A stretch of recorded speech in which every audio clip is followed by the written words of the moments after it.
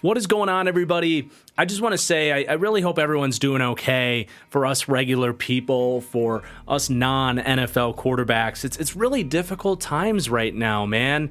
At any moment, someone could breathe on you, a fly could land on you, you could roll out of bed funny, and us normal people, we don't have a referee to protect us with 15 yards and an automatic first down. So I hope you guys are all doing okay through these difficult times, and I appreciate you taking time to watch this video through such tough times.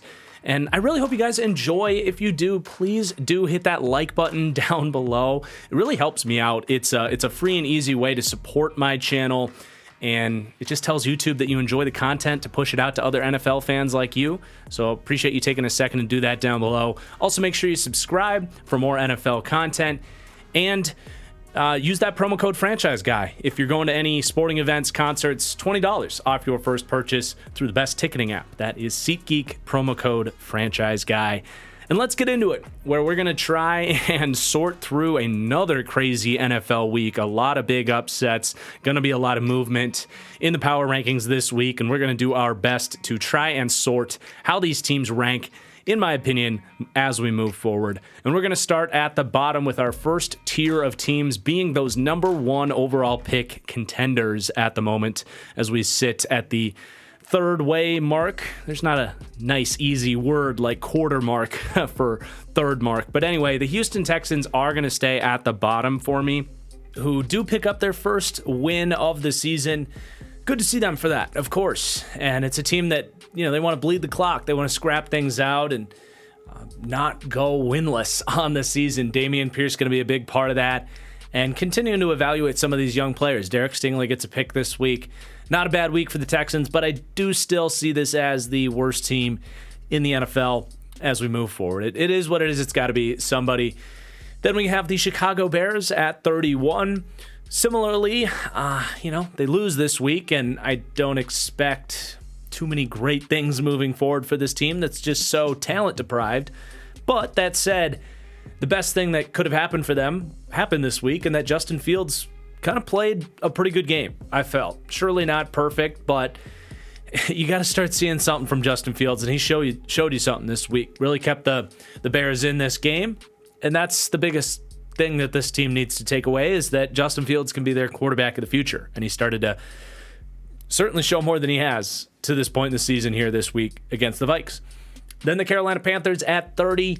Matt Rule finally getting fired here. Should have been fired, honestly, go back to like February. I couldn't really believe that they brought him back, but hopefully the dysfunction can be in their past. Sometimes teams rally when you fire a coach. Sometimes the existing disease is still in place, if that makes sense. So I am excited to see what Steve Wilkes can do with this team. I feel like he got a bit of a bad beat in in Arizona. Not expecting much from the Panthers, and honestly, Rule's been terrible, but Baker Mayfield is not free of blame here. He has been just so bad, looks broken, and I don't expect him to all of a sudden save the Panthers season. So he's going to come down here in this bottom tier. And then the Washington Commanders, another loss this week. And look, they were competitive, but more of the same with Carson Wentz turning the ball over at the end. Just felt almost so predictable. And I feel like the Commanders are heading towards a new regime, a new coaching setup here. Ron Rivera falls to 1-4, now pointing fingers at his quarterback. It's getting ugly in Washington, even though they probably have more roster talent than those three teams we just previewed, and honestly more roster talent than a lot of the teams we're about to preview. But then we jump up a tier to the best of the less tier, starting with the Pittsburgh Steelers. A team who just is really finding a hard time winning games. I know that's putting it, in layman's terms, but offensively, they are one of the least cohesive, worst coached offensive schemes in the league. You get a rookie quarterback coming in now who's doing what he can. I don't think he's been terrible, but he's not some game elevator at this point.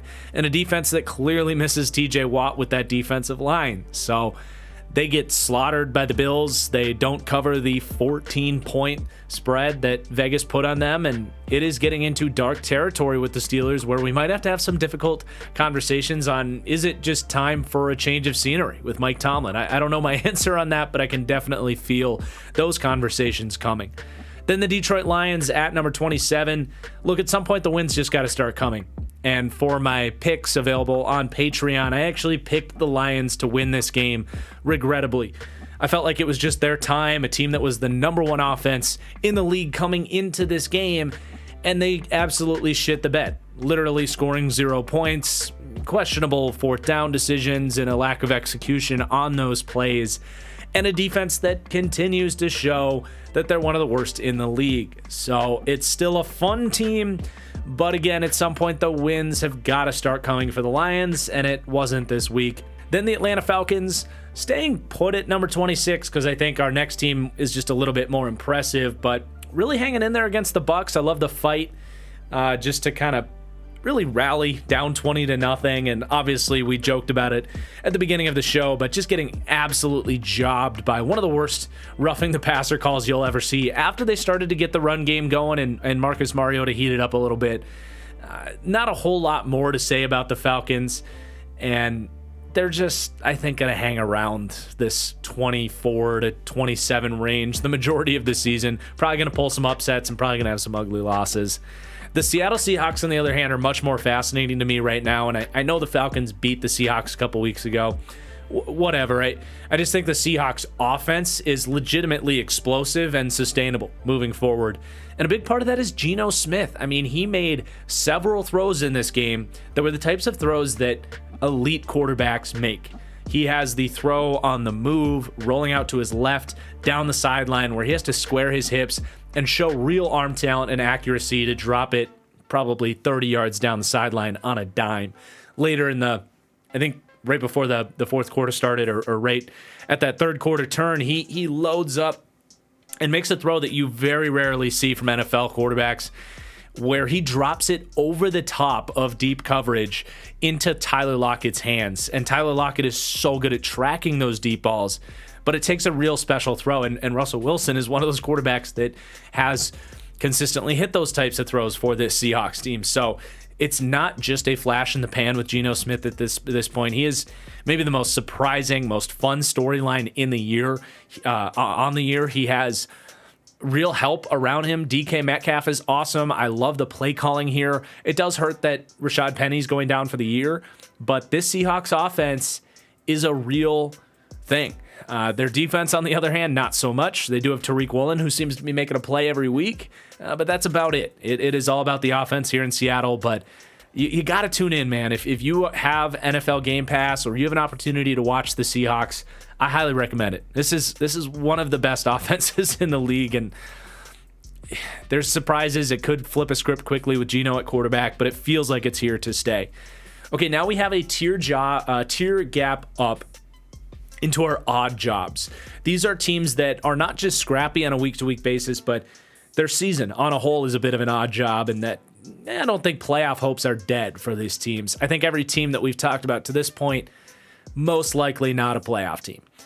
The New York Giants are going to kick off this tier, and I ranked them 30th last week. Got a lot of crap from Giants fans. I'll raise my hand and apologize. That was too low. They clearly proved me wrong this week, and I think especially defensively, really impressive. This defensive line is legit. The scheme is working here. They're well coached. They're aggressive. These defensive backs are stepping up. They have a solid NFL defense. Offensively, on the other hand, they've made it work. It's been Saquon Barkley and the Wildcat, Daniel Jones running a million bootlegs.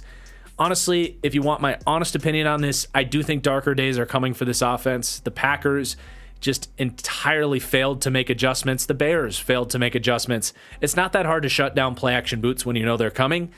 And at some point that's going to happen to this Giants team. So as far as like their full season outlook, I'm still not taking them overly serious as a playoff team, despite the 4-1 record. All that said, a legitimately impressive start to this team's season. So fun to see Saquon Barkley back. Andrew Thomas, one of the best players in football. I'm total my guy. Those are total my guys here on this channel. I'm not some Giants hater. I want Giants fans to get that straight. And to be clear, when I ranked them 30th last week, I record these on Monday nights. I thought Daniel Jones was going to be out with that ankle injury for a couple weeks, so that was being factored in there.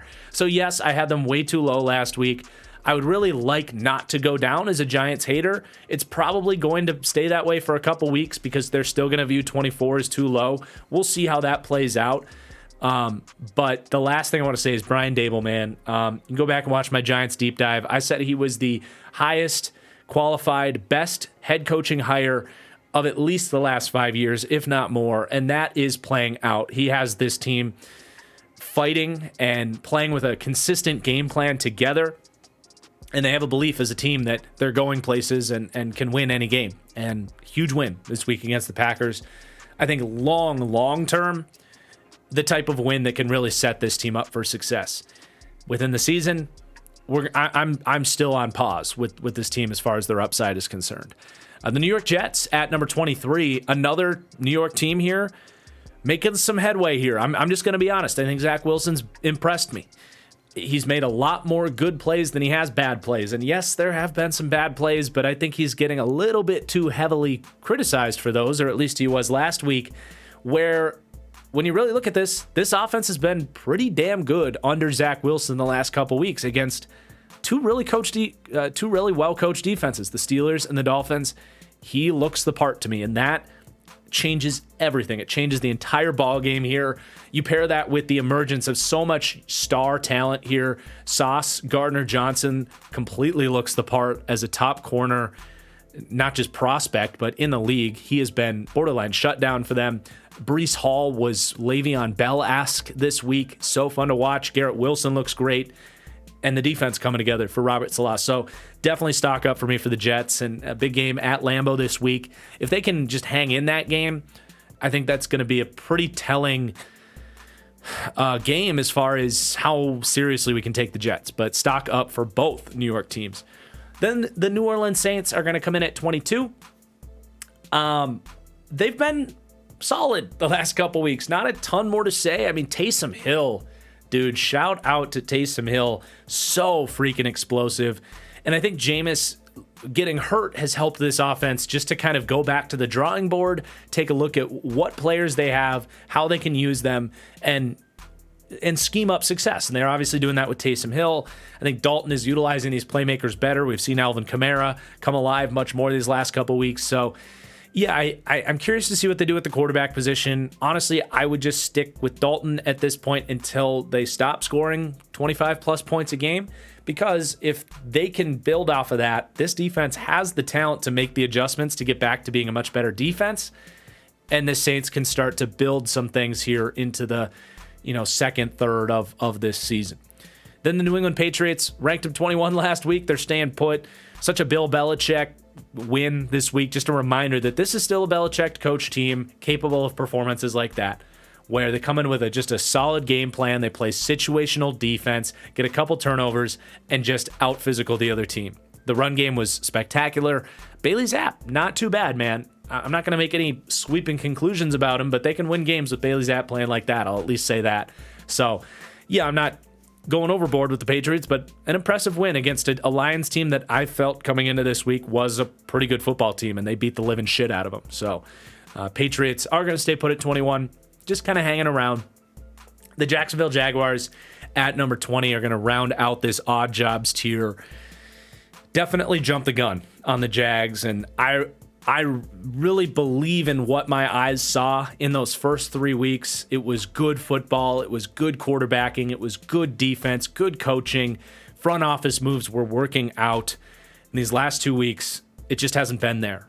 The rain game against Philadelphia, I think, showed a lack of experience and mental toughness. And then this week, to lose to a toothless Texans team at home, unable to respond to that Philadelphia loss. It's just a derailing couple of weeks for the Jags. I don't think you entirely forget the raw talent that this team has and how good they looked out the gate. I still think this is a team that can turn things around, but it's just been an unfortunate couple of weeks to be reminded, they're still the Jacksonville Jaguars. When is that going to stop? Hopefully it's this year. Maybe it's next year. Maybe it's never. I don't know, but they needed to come down. All right, now we have our in the mix tier. These are 3 teams that I very much don't enjoy talking about at this point in time, but we will do it. All 3 of these teams are definitely in the playoff mix, but 3 teams that have some very frustrating, glaring issues. So that's going to be a predictable bunch here. The Denver Broncos at 19, the Colts at 18, basically ranking above the Broncos just out of the respect that they actually beat them last week. Not entirely convinced that they were the better team, but out of respect for the coaching and the win, we'll put them above them. And then the Arizona Cardinals at 17. So in the Broncos case, Russell Wilson, dude, what is going on? It did not even feel like we were watching Russell Wilson. It felt like they put a different quarterback in his jersey on Thursday Night Football. One throw really comes to mind because, of course, at the end of the game, the mindless heave up that ended up costing them this game, that got intercepted, and the fourth down attempt, ugly quarterbacking. We all saw that. But there was a play that really stood out to me that was like, is Russell broken? Early in this game, they're running play action, deep cross, classic Shanahan concept that's a part of this offense. And we've seen Russ run this a million times. We've seen teams around the league run this a million times. You get that play action, deep cross, and he's wide open like Jerry Jeudy is. The safety's out of position because it was cover 3.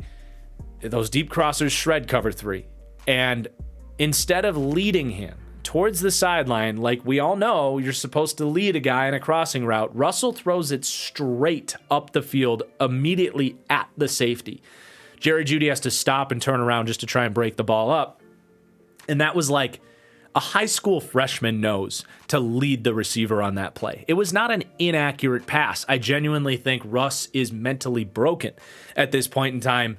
I don't know what it is. I don't know how it's fixed. I don't know if it gets fixed, but it needs to be fixed considering he's making $250 million and the amount of expectations that were placed on Russell and this offense to be better than they've been. It has been straight up embarrassing. There's no way around it.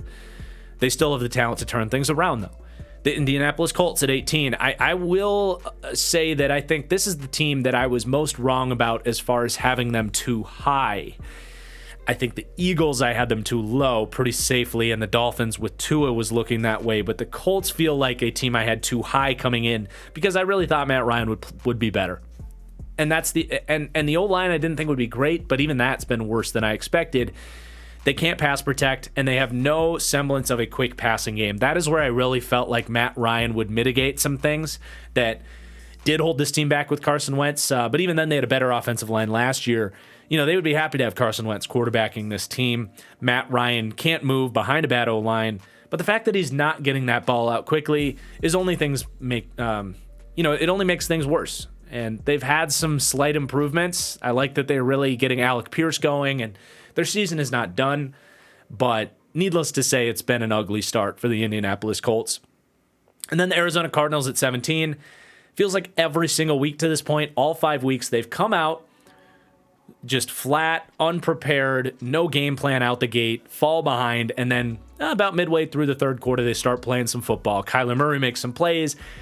Cliff actually, in about the 20 minutes of every game, I think has actually drawn up some pretty good play calls, some pretty good adjustments.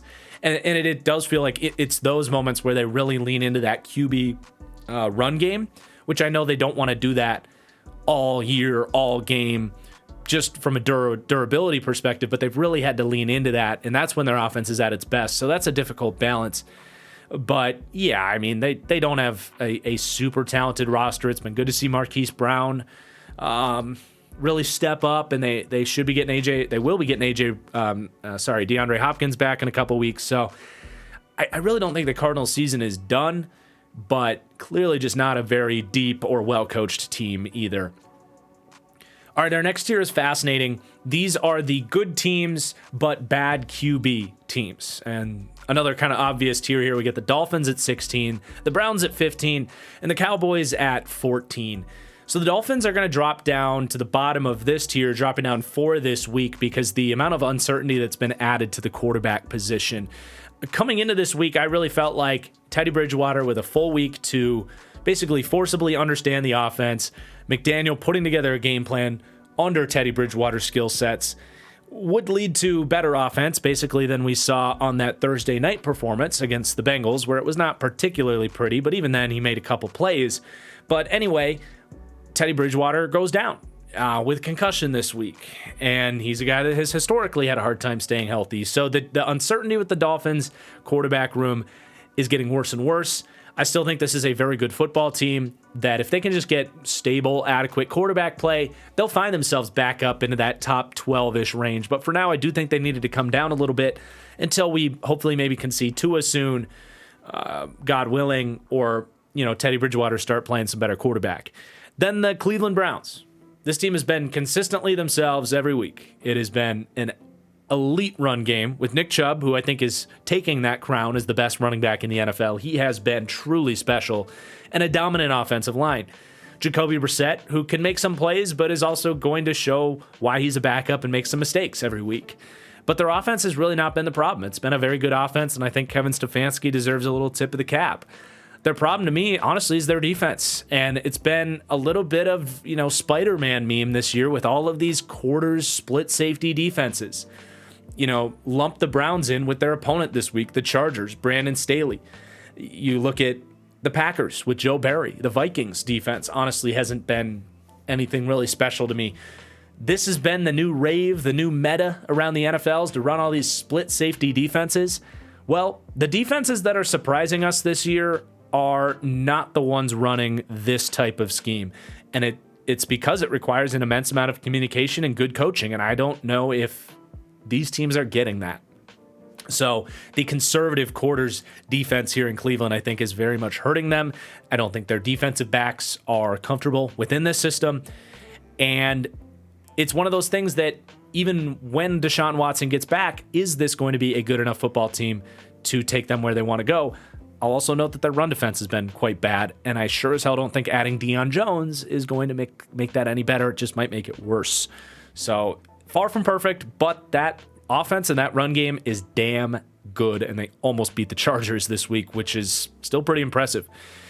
Then the Dallas Cowboys at 14, and I think Cowboys fans have maybe a right to be upset with this ranking, especially as you look down the road, and that's where, don't get me wrong, I tweeted this week that there's a world where the Eagles and the Cowboys are just the best teams in the NFC when Dak gets back. It's not that Cooper Rush has been terrible, but he is still a backup. And I feel like he can make some plays, he's fine. But at any given week, I think the Cowboys are still subject to mediocre offensive performances where their defense just, it's as great as their defense is, they're not going to run into these terrible offensive lines or quarterbacks like Carson Wentz who can't get the ball out every single week, and this secondary will be tested a little bit more. So that's where I think it's so important that they get Dak back, they get Gallup back, they get Tyron Smith back, if they're going to be a top 10 team. But even if Cowboys fans are mad about this 14 ranking, you guys can be upset about it. It's fine. I'm not going to rank a team quarterbacked by Cooper Rush all that high. And I think that's fair, and I think they will lose a game eventually with Cooper Rush. Maybe they don't, but I think history and the odds would tell you they will. Point is, Mike McCarthy and Dan Quinn and Kellen Moore has just done a fantastic job getting this team refocused. I had them ranked 31st after Dak went down. I thought this was a team that was going to crumble with a backup quarterback and someone that I felt like was a fraud head coach. And, I think I'm kind of done really going after Mike McCarthy. I don't think he's an amazing head coach, but he clearly knows a thing or two about getting a locker room together, because he kind of did this last year as well. So, yeah, tip of the cap to the Cowboys, even though I think Cowboys fans will probably be pretty dissatisfied with the team ranking here. Very much to do with who their quarterback is. All right, now we have a new tier here. These are the playoff caliber teams, and this tier is expanding. It really is much more than it's much wider than it's been in the past. These are all teams that I expect, to figure things out and get into the playoffs, but all teams that have some pretty big scars and weaknesses on their team, or at least a lack of upside, to the point where I'm not sure if any of these teams are legit high-end Super Bowl teams. Of course, you get in and anything can happen, but I think there's some hesitation on everyone in this group. So that's going to start with the Raiders. And obviously the hesitation with them is they're 1-4. They can't finish games. And I do think a big part of that is a quarterback in Derek Carr, who's just a mediocre playmaker. But obviously the defense has had their issues. But a 1-4 team ranking 13 is a testament as well to the fact that I think on a week-to-week basis, this is still a damn good football team. They barely lost to the Chiefs. They were extremely close to beating them, either a 2-point conversion or a 50-50 almost catch by Devontae Adams as they're almost in field goal range. Like right there against, in my opinion, one of the best teams in the NFL, one of two. And on the road, primetime football, it was as close to a good loss as you're going to find for the Raiders. And they figured a lot of stuff out offensively. I think all of the Josh McDaniels sucks talk needs to be put on hold now. Then we're going to stay on the West Coast with the Rams, dropping down 3. I mean, their offense has just been so bad. How could it not? I mean, they really have struggled to move the ball unless it's Cooper Kupp making spectacular things happen. And they have some real pertinent issues there. The offensive line is not good. They can't get Allen Robinson or really anybody else going here.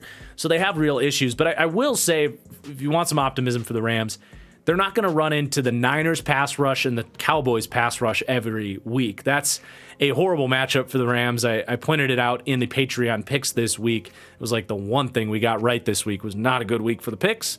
But that was the one thing that was like, yeah, I mean, this Rams offensive line does not match up with that Cowboys defensive line. So as we saw against the Cardinals, the Falcons, if they run into worse pass rushes, they're going to move the ball much better. So they do have brighter days ahead. I don't think it's a full panic, but at some point, they're going to run into playoff teams. And you look at the NFC, Packers, Niners, Bucks, Cowboys, Eagles. Those are all legitimate pass rushes that I think are going to give this team fits and at some point hold them back and out of the Super Bowl repeat this year. Tennessee Titans at 11. You know, cue the Dennis Green, they are who we thought they were meme. You know, they are a very consistent, well-coached, physical football team. And it's just so redundant with what we've said about the Titans for years. And I just don't have that much more to add there. They escape against Washington. You know, situational defense has been a strength of this team, and they pull it out in the end. This team just is the consummate, finds ways to win football games, but with Ryan Tannehill, questionable offensive line, a defense that, you know, Caleb Farley looks like a bust at this point. They're not an elite defense. What's the upside with this team? Winning the AFC South? Cool. I suppose for a transition season, that's commendable. We'll go with that. All right. You know what's not commendable is everything going on with the Green Bay Packers.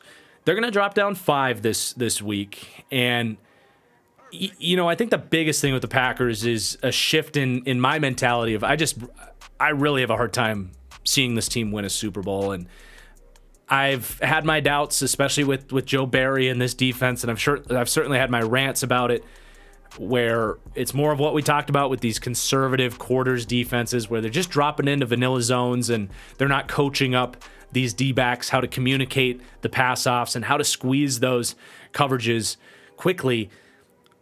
Green Bay is at the peak of poorly coached quarters Fangio systems in the league right now. And you look up front, I mean, the good Fangio teams, look at Denver with Ajero Evero. They run cross stunts. They will blitz. They will get more aggressive. It's not just as simple as 4-man rush, head up without any cross stunts, and zone coverage on the back end. And that is pretty much all Green Bay does. And the Giants picked it apart. They have given up more yards on crossing routes than any team in the league, and it's not particularly close. This team has way too much talent defensively to basically be content with giving up 24 points. And the offense is not free of blame.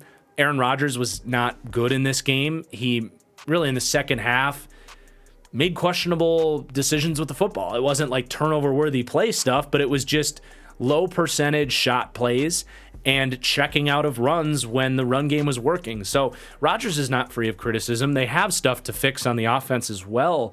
But the last thing I want to say about Green Bay is they have such a frustrating identity crisis.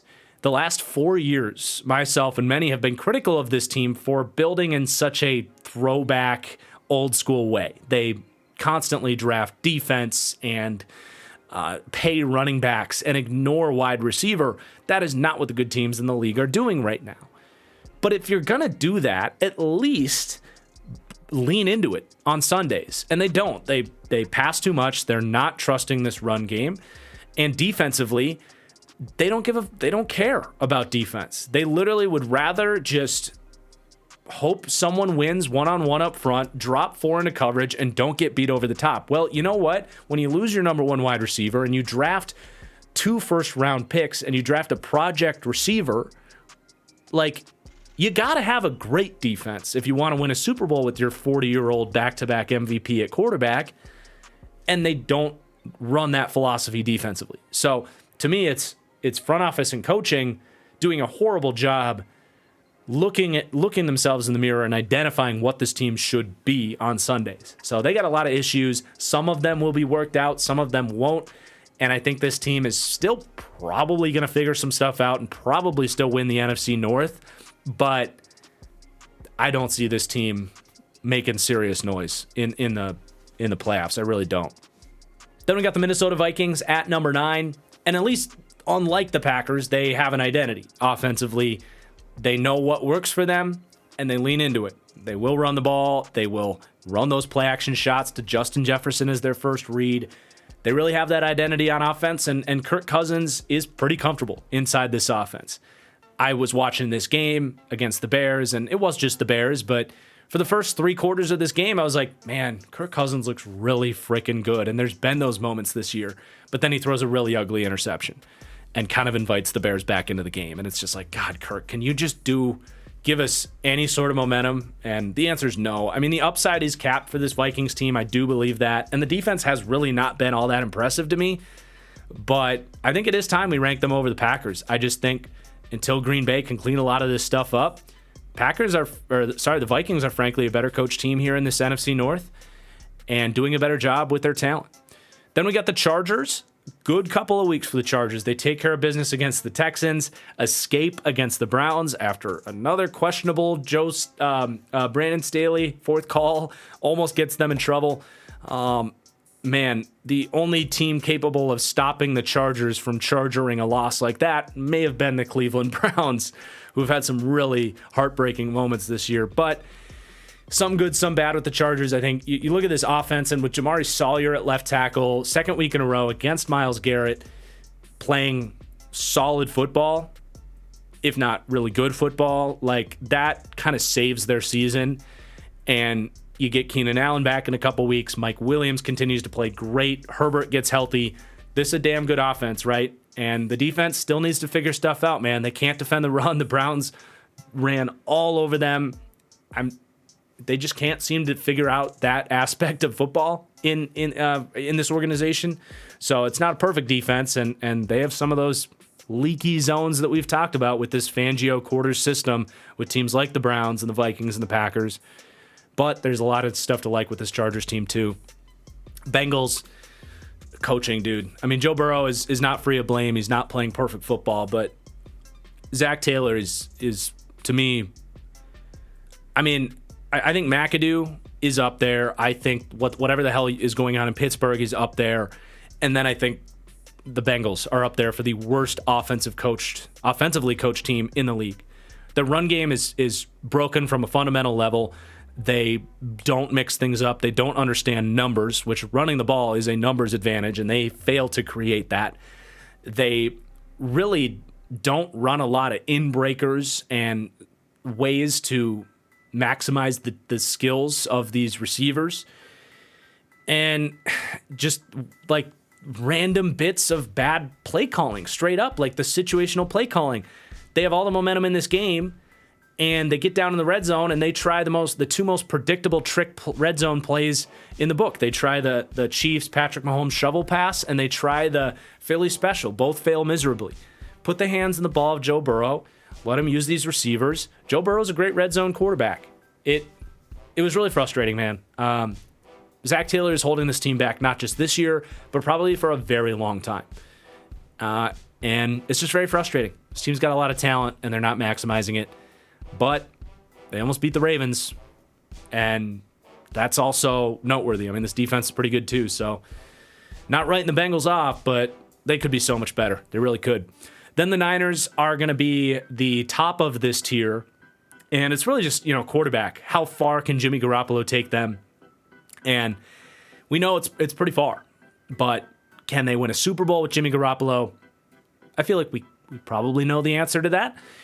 It's not impossible, but unlikely. And that's really what it comes down to. But another big win this week. Defense balling out. I saw Nick Bosa got hurt. Hopefully that's nothing serious. And that's really all I got to say about the Niners taking care of a team that fired their coach this week. All right, next tier here is going to be 3 teams that I do think separate themselves from that group we just talked about, but they're not quite the Bills and the Chiefs yet. And these are the clearly good teams. Teams that I fully expect to be in the playoffs and teams that I think can play spoiler and go win a Super Bowl. I can see this version of these 3 teams winning a Super Bowl. That starts with the Baltimore Ravens, who resilient win against the Bengals, and even in a night where they really didn't get Lamar's best game, missed a lot of throws that could have opened this game up much sooner than they did, because it took a game-winning drive to go win the game. But I think it's big that this defense is figuring stuff out these last couple weeks. That's huge. New scheme, new coach. It might have taken some time, but it does feel like things are settling in as those defensive backs get healthier. So that's huge. This offense is legitimately explosive, and Lamar will have better days than he had Monday night, and even clutched it up at the end. So Ravens, to me, are a very good football team. Then we got the Tampa Bay Bucks, just kind of trugging along. They are not this juggernaut that maybe I felt they might be. I did rank them number 1 coming into the year, and they don't feel like the best team in the NFL. The offense is just missing a little bit, whether it's excellent pass protection or even just, I don't want to say they're missing explosiveness, because Mike Evans has been great and Godwin's been killing it, but it's just, a little bit of it's just Brady and what he's capable of, but just all of it isn't fully clicking together offensively. That's really the only analysis I have on that situation. It's been a good offense, but not a juggernaut of an offense. But that defense, back to it this week, one of the best in the league. Make no mistake about it. But the Philadelphia Eagles are going to stay put at number 3. Resilient win against the Arizona Cardinals. And it's just so telling that this is a well-coached team, because last week they rallied and responded as the Jags came out and kind of punched them in the mouth. And then this week they come out in a game where it wasn't clear that they would win in Arizona, and just such a great game plan out the gate, really attacking their weaknesses, get out to a good lead, and they just kind of held on to it at the end. But they did, show that this offense is not impenetrable, basically. They slowed down, and Jalen Hurts not really getting the ball downfield as well these last couple weeks as he was to start the season. So it's not an unstoppable Eagles team, but they really are a complete team. The defense has done a lot of the heavy lifting these last couple of weeks. And I think they are the best team in the NFC right now. Then we have no decision to be made for these top 2 teams because they play this week. Bills, Chiefs. Last week felt like the Chiefs were the best team. This week feels like the Bills are the best team.